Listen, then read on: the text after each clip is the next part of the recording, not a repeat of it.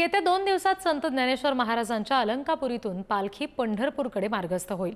वारकऱ्यांना आरोग्याची सुविधा निर्माण व्हावी म्हणून महाराष्ट्र शासनाच्या आरोग्य विभागाकडून सर्वतोपरी प्रयत्न सुरू आहेत।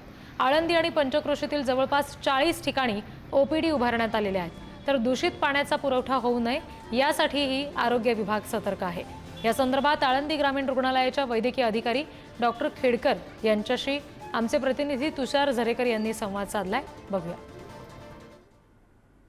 आषाढी वारीची चाहूल लागताच अनेक वारकऱ्यांची पावले वळतात, ती म्हणजे आळंदी आणि पंढरपूरच्या दिशेने। आळंदी या ठिकाणी संत ज्ञानेश्वर महाराजांचा पालखी प्रस्थान सोहळा 2 दिवसावरतीच येऊन ठेपलाय आणि त्याआधी जर आपण पाहिलं तर आळंदी नगरीमध्ये आरोग्य यंत्रणा ही सज्ज झाल्याचं पाहायला मिळतंय।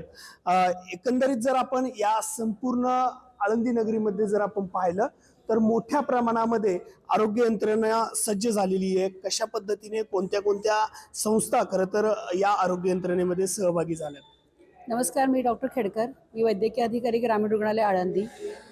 2025च्या आषाढी वारीसाठी महाराष्ट्र शासन आरोग्य सेवा पूर्णपणे तयार आहे।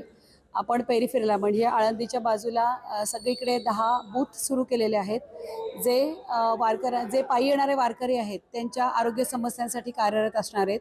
तिथे आपल्या ॲम्ब्युलन्स कार्यरत आहेत। जर तिथे कुठल्या वारकऱ्यांना जर इमर्जन्सी काही सेवा लागली तर त्यांना ग्रामीण रुग्णालयापर्यंत आणण्यात यावं म्हणून ॲम्ब्युलन्स तैनात आहेत। ग्रामीण रुग्णालयामध्ये एक 5 बेडचा आपण ICU सुरू केलेला आहे।